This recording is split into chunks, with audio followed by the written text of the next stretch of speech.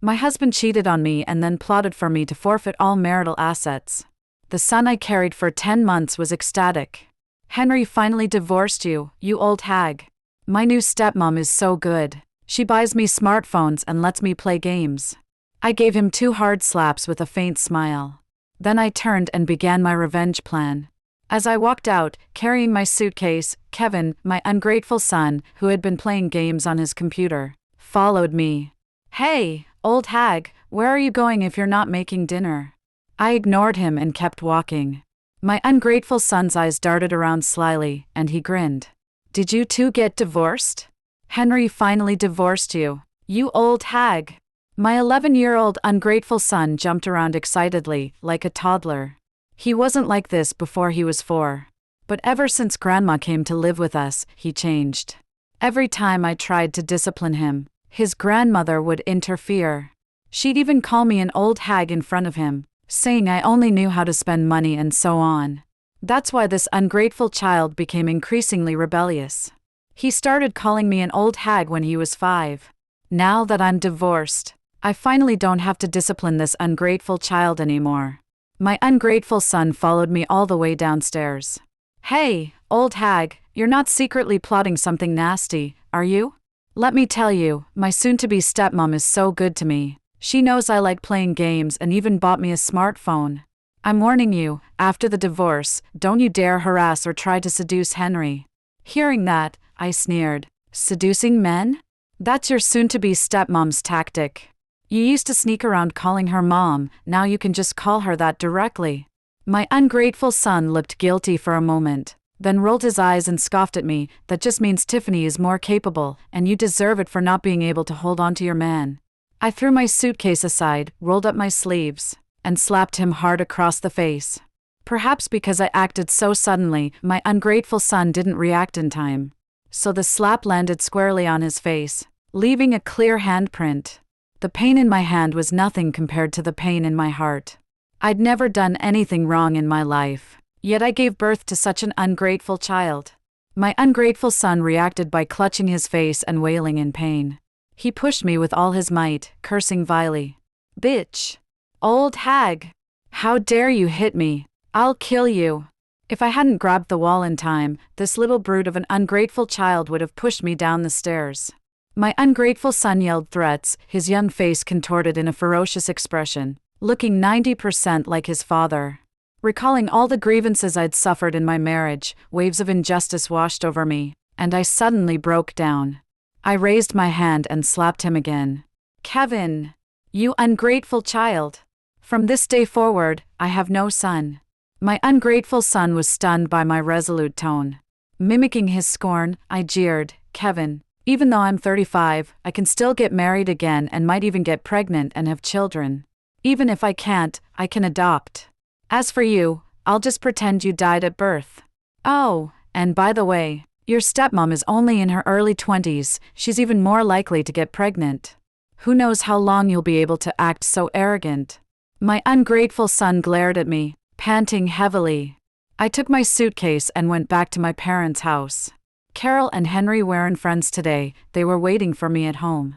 Seeing me enter alone, Carol frowned, worried. "Grace, you didn't bring Kevin back?" Just hearing that ungrateful child's name made me feel sick.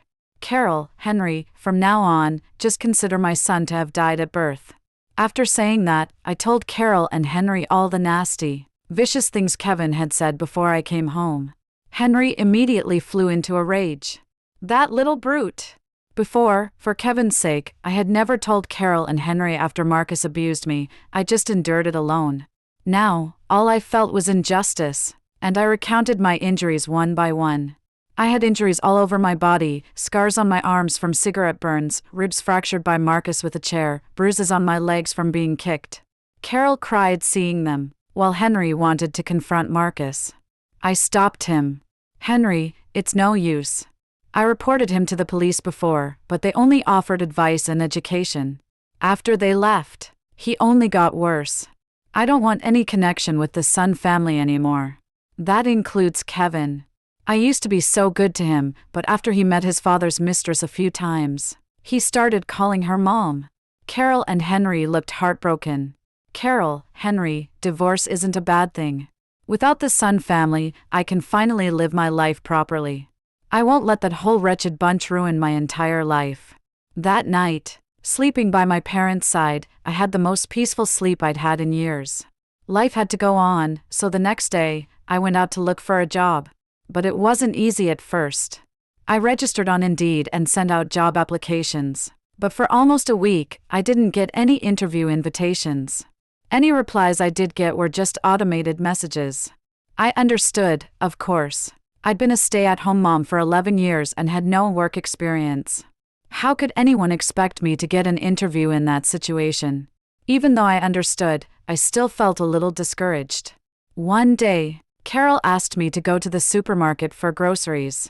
As I left, I noticed the supermarket was hiring temporary staff. The job didn't require any special skills or experience, just a willingness to enthusiastically recommend products to customers. The store manager asked if I could start tomorrow. The pay was hourly and daily.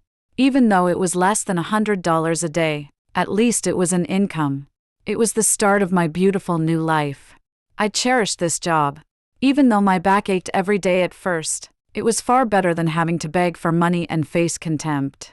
Carol and Henry were relieved to see me working so diligently and regaining my spirits.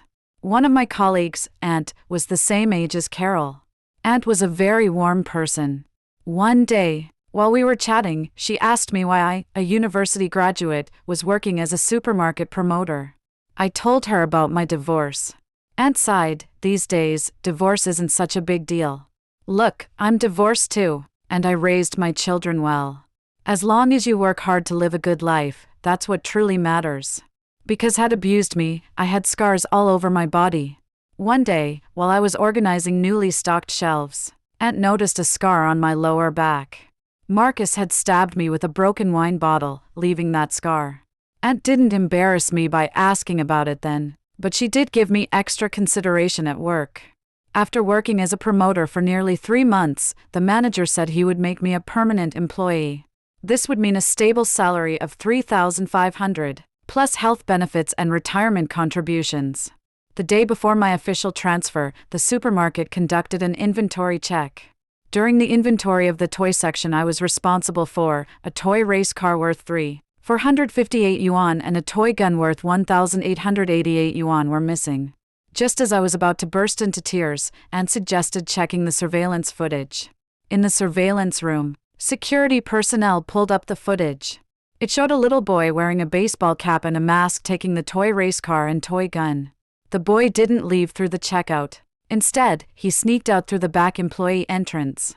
The supermarket was a large 2-story superstore, and the boy took the toys during its busiest period. During this time, security personnel were inevitably distracted and overwhelmed.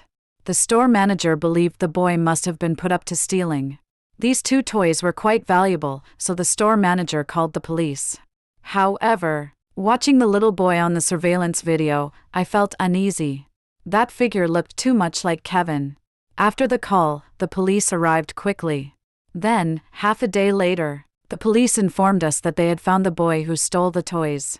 Upon arriving at the police station, the boy and his parents were also there. It was Kevin, along with his father Marcus and his stepmom Tiffany.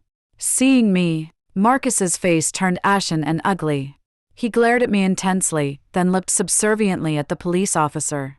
"Officer, this is all a misunderstanding, a misunderstanding. This woman is my child's biological mother. We're divorced, and she forfeited all marital assets. Our son didn't stay with her. Officer, she must be holding a grudge over the divorce and is retaliating against me by accusing my son of stealing. You must punish her severely," and was as manipulative as her reputation suggested. She even tried to link arms with the officer, but he deftly avoided her. Tiffany chuckled awkwardly. "Officer, I'm his stepmom. You've really got it all wrong. Our child is of excellent character. He's definitely not the type to steal. You must investigate this thoroughly." Excellent character? Was she talking about Kevin? The officer stated sternly, "The matter has been thoroughly investigated. Based on the existing evidence, there's no doubt Kevin is the one who stole them. When we went to the school, he was showing off the toy gun and toy race car to his classmates. As parents, you need to educate your child better in the future. Marcus's face flushed crimson from the officer's words. The items Kevin stole were collectively worth 5,346 yuan. If this were an adult, it could lead to sentencing. Marcus immediately slapped Kevin twice. Tiffany looked as if she was trying to intervene, but in reality, she was fanning the flames. Ultimately, the officer had to stop Marcus. After and his family of 3 quieted down, the store manager, who had been silent, spoke up. "Officer, you see, the matter has been thoroughly investigated. It was this child who stole them. Our supermarket can't just lose these items for nothing. The packaging has been torn, so we can't sell them. You must make them compensate the supermarket for its losses." Hearing the store manager's words, Marcus transferred the money to the manager, then slapped Kevin again. This time, Kevin completely broke down and wailed. "It's just over 5,000 yuan. Dad, didn't you say all your money would be mine after you died? So just pay for it now. Why are you hitting me? Kevin, you little brat. I'm not dead yet. You wasteful child. I'm going to have several more children with your stepmom." A flicker of surprise crossed Tiffany's eyes, then she pretended to wipe away Kevin's tears. Kevin dodged her hand and pushed her away. "It's all your fault, you bitch. If you hadn't said those toys were being controlled by my birth mom, I wouldn't have stolen them." After his outburst, everyone present looked at Tiffany. Tiffany, who had intended to play the victim, stiffened. "Kevin, don't talk nonsense. When did I ever tell you to steal anything?" The officer also realized the matter wasn't so simple and stared sternly at Tiffany. "Madam, please cooperate with our investigation. Is what student Kevin said true?" The store manager received the compensation, and the rest was up to the officer and that family. The store manager said he still had work at the supermarket, so he and I left the police station. As we reached the exit, we could still hear Marcus's angry roar. "Tiffany, I've treated you well, and you let my son steal things?" Tiffany remained silent, crying pitifully. "Oh!" Someone fainted. I looked back and saw Tiffany collapsed on the floor, her eyelids trembling violently. 2 female officers helped her up. Because of this incident, my promotion to permanent employee was not approved. The store manager said apologetically, "Grace, I know the supermarket theft isn't directly your fault. But the person who stole was, after all, your son. The supermarket simply can't keep you on. I'm truly sorry." The moment I saw Kevin at the police station, I knew my time at the supermarket was over. So I nodded, collected my day's wages, and left. After all, it wasn't hard to understand. Tiffany must have known all along that I was working as a promoter in the supermarket's toy section. And according to what Kevin said, it was Tiffany who made him steal the toys. It was lucky this was discovered early. Otherwise, who knows how many times Kevin might have come to steal. Therefore, I had no choice but to leave the supermarket. After leaving the supermarket, Aunt invited me out and asked if I had thought about what I would do next. The supermarket theft had happened too suddenly. I truly hadn't thought about the future, so I just lowered my head and remained silent. Aunt sighed and then asked if I minded working as a nanny with a probation salary of 10,000 yuan and 15,000 yuan after becoming permanent. I was utterly astonished. The salary was incredibly high. "Aunt, with such a high salary, I'm really eager to try it." Aunt smiled. "Since you don't mind, I'll introduce you. Grace, you're only 35, why not find someone else?" Hearing that, I gave a bitter smile. "Aunt, to be honest, my divorce wasn't just because my husband cheated, it was mostly because of the domestic abuse, and my son, he's just an ungrateful child. I'm truly scared of marriage, and I'm scared of children." I had originally been an excellent graduate from a reputable university. After graduation, because I couldn't find a job right away, my relatives encouraged me to go on a blind date. That's how I met my ex-husband Marcus, was deceived by his sweet talk, and married him to have a child. Looking back now, I feel like my university education was a complete waste. The next day, Aunt got back to me. The family looking for a nanny wanted me to start directly, but with a probationary period. The family of 3 lived in Golden. The couple consisted of the husband, who was starting a business, and the wife, Evelyn, who was a company executive. Both were quite busy. Their child had originally been living in their rural hometown. The education in the countryside couldn't compare to the city, so they brought their child back. But without the time or energy to care for the child, they had to hire a nanny. Aunt vouched for me, which allowed me to start quickly. Aunt said, "Grace, you've been a stay-at-home mom for over 10 years, so you must be very familiar with housework. That's why I vouched for you, so you don't need an interview and can start immediately, but there will be a 2-month probationary period." Even the probation salary was 10,000 yuan a month, which thrilled me. And when it came to cooking and cleaning, I was incredibly proficient. Because my ex-husband Marcus owned an electronics factory that was doing well, he even lived in a mansion. But that enormous mansion was entirely cleaned by me alone. So I had a lot of experience in that area. On my first day, Evelyn, the lady of the house, purposely stayed home. After I finished cleaning, Evelyn was very satisfied. As expected from Aunt's recommendation, you clean very thoroughly. In the future, you'll also wash the clothes, but some items cannot be machine washed. I'll write down a list for you later, and you can follow that. The 2-month probationary period quickly ended. Without causing trouble, I successfully became a permanent employee, and my salary increased from 10,000 to 15,000 yuan. And my responsibilities also expanded to include grocery shopping and cooking. When it came to cooking, I wouldn't say I mastered all sophisticated cooking styles, but I could certainly prepare meals that no one could fault. This was all thanks to the constant demands of Grandma and Kevin, which forced me to learn how to cook many dishes. Evelyn's child was a little girl named Lily, who was in the 1st grade at a private elementary school. Lily was well-behaved, adorable, and polite. She was far superior to Kevin in countless ways. Lily didn't like eating at the school cafeteria, so Evelyn mainly wanted me to cook for her. So, I prepared balanced, nutritious meals that Lily enjoyed and brought them to her school every day. The meals I prepared made Lily very popular at school. All the other children loved her food.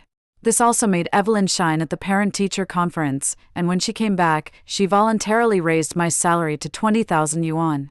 Evelyn said the salary she was paying me wasn't even that high.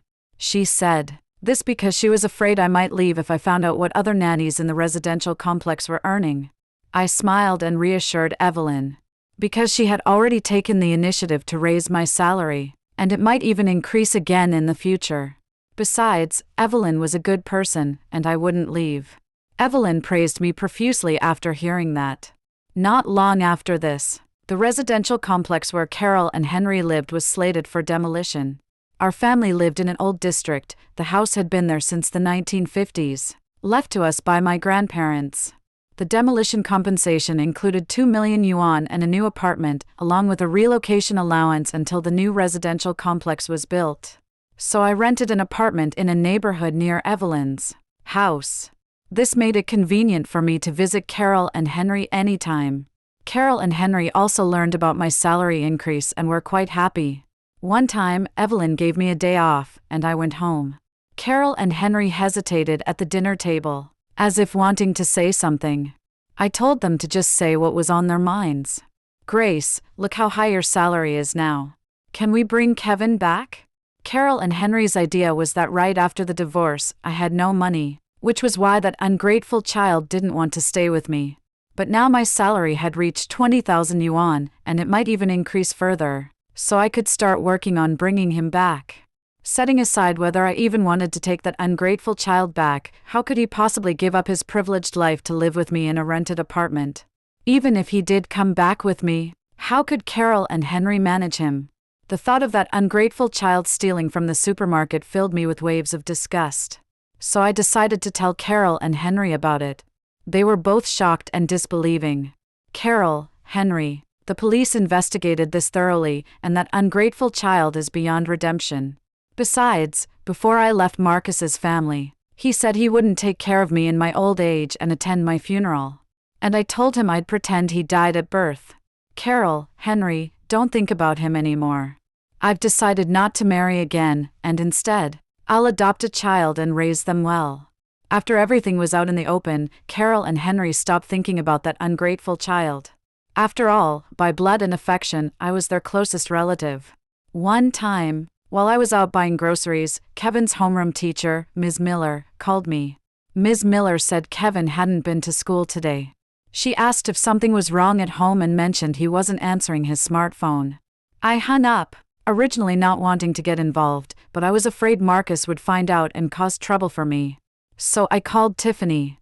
The call connected quickly, but I heard, "What do you want, you old hag, calling me? If you disturb my pregnancy, I won't let you off easy." Tiffany was pregnant? Is home? Tell him to go to school. Oh, you're looking for your idiotic son. Sorry, I kicked him out. TSK, your son really is stupid. I just found out I was pregnant, and he already tried to hit me. This is getting something for nothing. It's true what they say about your son being stupid. I just needed a cheap, refurbished phone to coax him over. Where exactly is Kevin? I asked, frowning. You're asking me? How would I know? The call was disconnected. I was so angry I laughed, then called the police directly. The police quickly located Kevin by checking surveillance footage. Then the police first contacted Tiffany.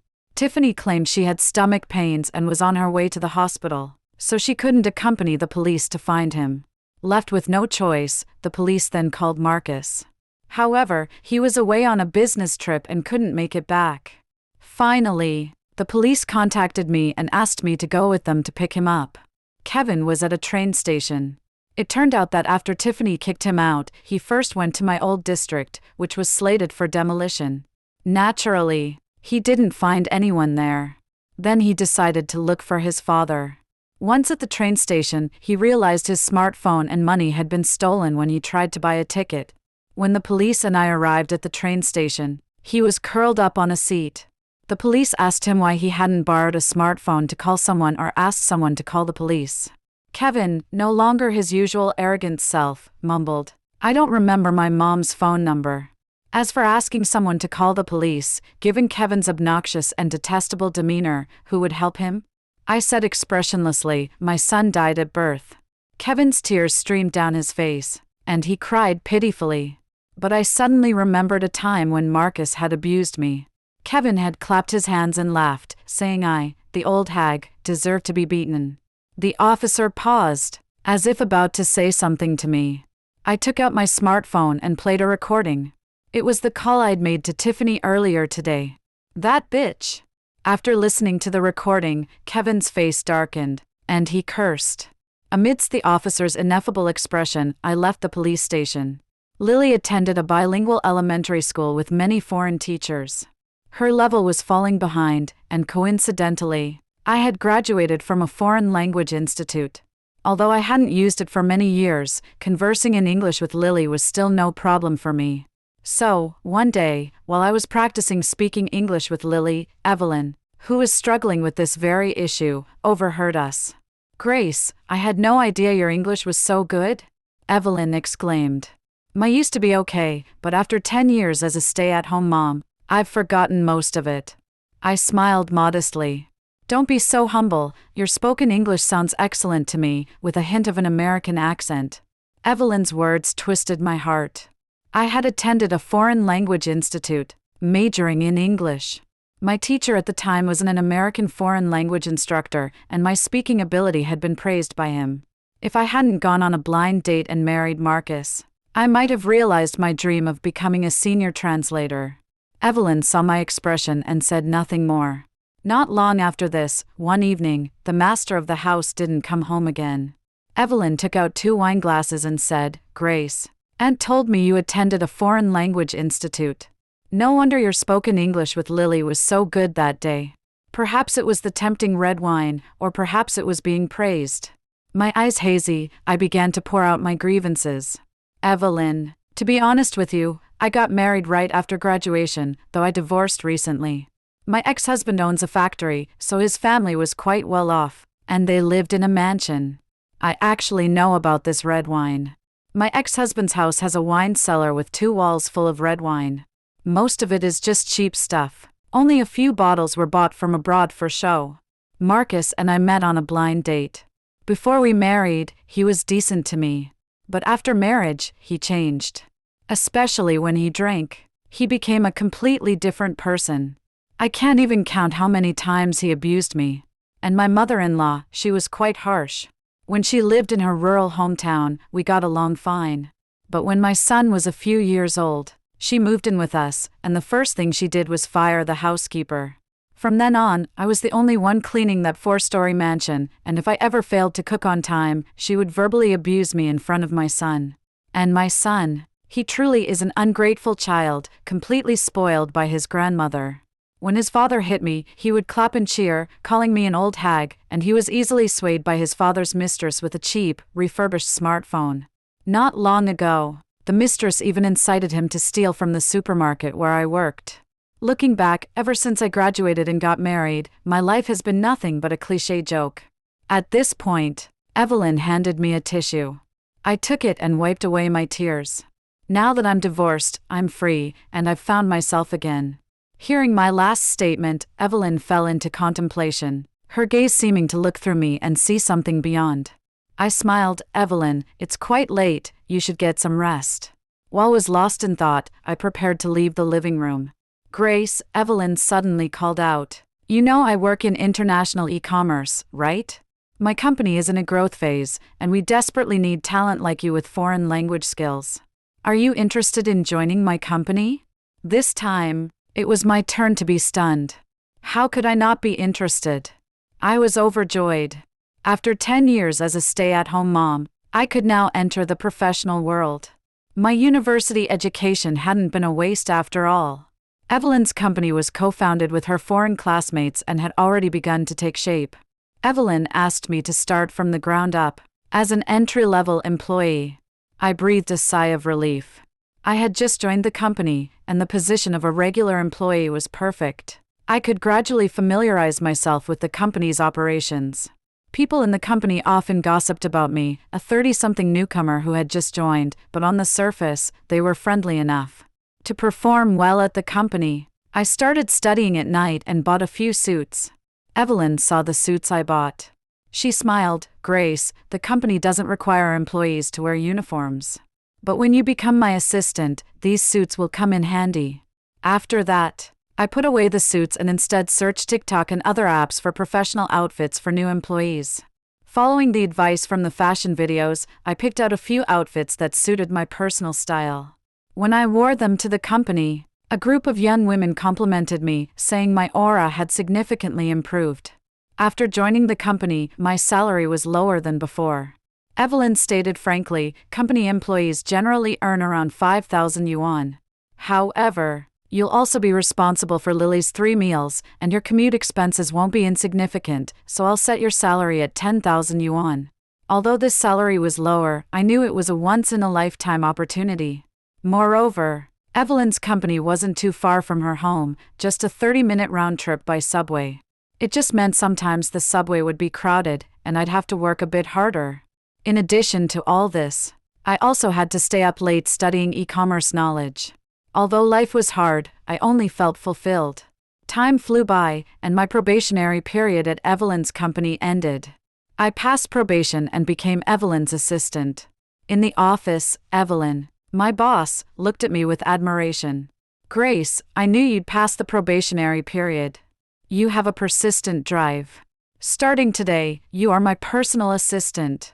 You'll be responsible for my coffee and translating important English documents. Evelyn, if I'm officially starting work, what about Lily? Don't worry, I've already found someone to take care of Lily. It's Aunt, she'll be cooking for Lily from now on. Grace, to be honest with you, Aunt and I are mother and daughter. Evelyn began to explain her relationship with Aunt. They were biological mother and daughter. Aunt had divorced early in life, and both her son and daughter stayed with her. She raised 2 children on her own. Her elder daughter, Evelyn, was a repatriated overseas student who started her own company after returning to the country. Her son had a PhD and was now a university professor and doctoral supervisor. Aunt and Evelyn's relationship had been tense for the past year, which was why they hadn't told me. Before leaving the company after work, Evelyn asked me to come to her house. When we arrived at Evelyn's house, Aunt was just coming out of the kitchen. Grace, Aunt offered an awkward smile. I didn't feel resentment over Aunt and Evelyn's secrecy. On the contrary, I was very grateful to both of them. The tension between Aunt and Evelyn was partly due to their strong personalities, and partly because Aunt wanted Evelyn to get a divorce. Because husband, Lily's father, had cheated on her a long time ago. Aunt's husband had cheated with more than one person. Evelyn had grown up in a single-parent household and had faced a lot of prejudice.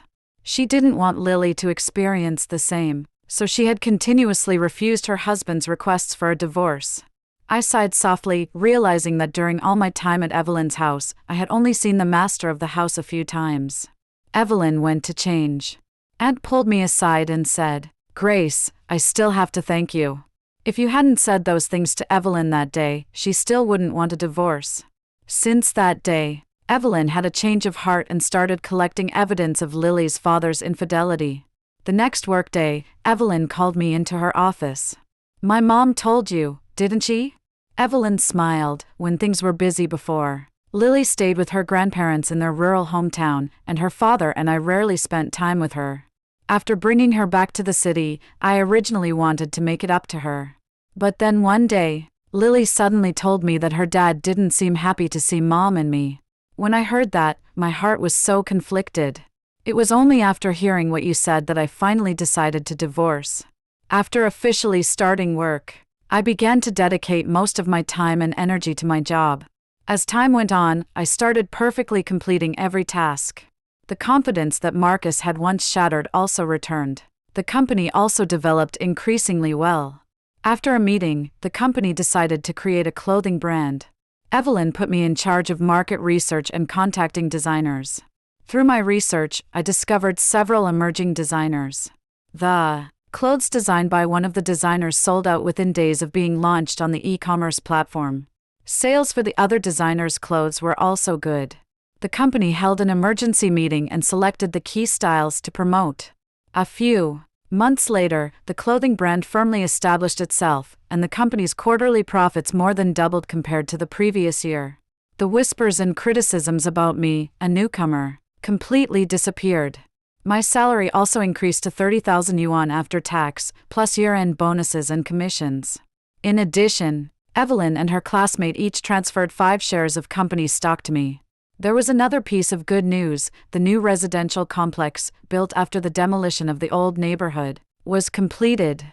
Carol and Henry were allocated a 140 square meter, 3-bedroom apartment that was simply furnished, ready for immediate occupancy once furniture was bought. Despite my protests, Carol and Henry put the apartment in my name. At the end of the year, with my year-end bonus and stock dividends from the company, I received over 800,000 yuan in total. Before the new holidays, I bought a commuter car. Perhaps joy always invites sorrow. On New Year's Eve, I received a court summons. Just as I was utterly confused, a person claiming to be Marcus's lawyer contacted me. The lawyer said that Marcus had filed a lawsuit against me, claiming I hadn't paid child support for Kevin since our divorce. After some inquiries, I learned that Marcus had actually gone bankrupt. After he took over his family's factory, his short-sightedness caused profits to stagnate and even decline. Furthermore, his new wife, Tiffany, was always a big spender, buying luxury goods every day. And because Tiffany didn't want to do housework, Marcus hired 3 live-in housekeepers for her. 2 were responsible for cleaning the mansion, and 1 specialized in cooking. My harsh former mother-in-law was utterly enraged. She and Tiffany argued every day. After one argument, Grandma suffered a cerebral hemorrhage and died despite rescue efforts. After Margaret's death, Tiffany became even more brazen, constantly finding new ways to demand money from Marcus. As for the money she got, she gave it all to her own family. Marcus's mind seemed completely muddled. He even allowed Tiffany to install her own relatives in the factory. Those relatives weren't very capable, but they acted like parasites. They oppressed workers' wages, harassed female employees, fabricated empty accounts, and drove away many employees and key technical personnel. Consequently, within just 14 months of Marcus and Tiffany's marriage, Marcus went bankrupt. After the court session began. In the defendant's box, I saw a disheveled Marcus and a significantly thinner, ungrateful child. After working at Evelyn's company for quite some time, my appearance and demeanor were completely different from before. I had transformed from an ordinary, downtrodden housewife into a sophisticated and fashionable female elite. Neither of them recognized me when they saw me. It wasn't until the court introductions that father and son stared at me in shock. "Grace? You're that old hag?" I ignored them. My lawyer was recommended by the company's legal department. This lawyer was a student of a prominent legal expert. The lawyer was extremely professional, meticulously presenting the judge with evidence of Marcus's infidelity, his scheme to make me forfeit all marital assets, and the 10 years of domestic abuse I endured. What's more, I had no income during our more than 10 years of marriage. After deliberation by the jury and others, the judge rejected Marcus's demands. I wouldn't have to pay Kevin exorbitant child support. Instead, I only needed to provide him with the legally mandated minimum amount each month. This minimum child support amounted to just a few $100s. Kevin was already 13, only a little over 4 years away from adulthood. A few days later, Marcus tracked me down and found the address of Carol and Henry's new home. While I was at work, he went to harass Carol and Henry. Henry already suffered from high blood pressure, and this incident with Marcus landed him in the hospital for a week. I gave Marcus's photo to the security guards and property management of our residential complex, instructing them to prohibit his entry. If necessary, they were to call the police immediately. Marcus quieted down for a few days, then managed to find his way into my company. He tried to hit me directly, just like before, but the male employees at my company collectively drove him out. Marcus's disturbance at my workplace alarmed Evelyn and several other shareholders and executives. They held an emergency meeting. After the meeting, Evelyn sought me out. "Grace," Evelyn said, "the company has long considered operating a TikTok influencer account, selling products through the e-commerce link feature. If you don't mind, we could create a trending account based on your story with Marcus. It would mainly involve posting videos about your experiences with him. Once it gains traction, we could move into live stream selling." I knew about the plan to operate an influencer account, but I was surprised that the company decided to entrust it to me. This made me feel somewhat overwhelmed and flattered, especially since I'd be turning 40 in a couple of years. "Actually, it's because of your own experiences. Your personal story is inspiring enough to generate initial buzz for the account, and we wouldn't need to hire an MCN to specifically craft a persona. Most importantly, sharing your story would be the best revenge against Marcus." That truly resonated with me. I started filming videos, recounting my experiences. The first video talked about graduating from college, getting married through a blind date, and how life was relatively decent after marriage. The second video began detailing Marcus's domestic violence against me. The third video covered Kevin, my ungrateful son. The fourth video. In these videos, I spoke with genuine sincerity. My experiences garnered sympathy and admiration from most netizens. Of course, there were also netizens who were constantly being contrary. For example, "This person's story is probably made up. She'll definitely end up live streaming to sell products." To this, I responded with genuine honesty. Some netizens claim my experiences aren't real and that I'll definitely live stream to sell products. I want to address that directly. My experiences are absolutely real, backed by evidence of domestic abuse, police reports, and court documents. As for live stream selling, yes, I will indeed be doing that later, as I currently work for an e-commerce company. Authenticity is always the ultimate winning strategy. Even those contrarian netizens gradually began to change their minds about me. Suddenly, I seemed to go viral. My TikTok follower count surpassed 1 million, and video views consistently stayed in the hundreds of thousands. After officially starting live stream sales, there was some loss of followers, but it wasn't significant. The transaction volume after each live stream was substantial. Not only did I earn money, but I also retaliated against Marcus. Marcus's dark past as a deadbeat and his bankruptcy were exposed, and the misters who had tried to take my place was also recognized and exposed by netizens. It turned out Tiffany was a professional gold digger, using her attractive looks to exclusively chase money and luxury goods from wealthy men. One wealthy man even had over 3 million stolen by Tiffany. Tiffany herself had already run off with her and Marcus's son when Marcus went bankrupt. Not only that, she also swindled Marcus out of over $1 million. As for Kevin, the ungrateful child, he no longer dared to act so arrogant. At school, he used to be a bully, but after Marcus went bankrupt, he became the bullied. It was, in a way, his karma. Marcus again came to my company to cause trouble, claiming I had invaded his privacy and threatening to sue me. I paid him no mind. Marcus, I told him, I still have evidence of you transferring marital assets and evading taxes. Are you sure you want to keep causing trouble with me? I hadn't presented this evidence during the last court hearing. Mainly, I was afraid that if Marcus went to jail, the court would then assign Kevin, that ungrateful child, to my custody. Marcus came to my company again, threatening to sue me for violating his privacy. Hearing my words, Marcus fled in a panic. 6 months later, I heard that Marcus, wanting to make a comeback, had taken out high-interest loans. His factory never recovered, and he couldn't repay the money, so Marcus simply ran away to avoid his debts. Before that, Tiffany, the professional gold digger, having become infamous because of my videos, was recognized by someone while out shopping and subsequently arrested by the police. Tiffany was later sentenced to 8 years. Her parents, unwilling to raise her son, sent the child, who is not yet a year old, to an orphanage. The police recovered a portion of Marcus's money. I didn't take it. Instead, I set up a 4-year fixed deposit for Kevin, that ungrateful child. Afterward, Kevin tried to apologize to me, but I ignored him. Because on the day I left Marcus's house, I had already declared that from then on, I would consider my son as if he had died at birth. When I turned 40, I adopted a sweet and sensible girl from a foster care agency. From then on, I lived a happy and fulfilling life. This story has concluded. Thank you for reading. If faced with such circumstances, would you choose forgiveness or retaliation? Tell me your answer in the comments. Backhand index pointing down. Subscribe to the channel for more stories.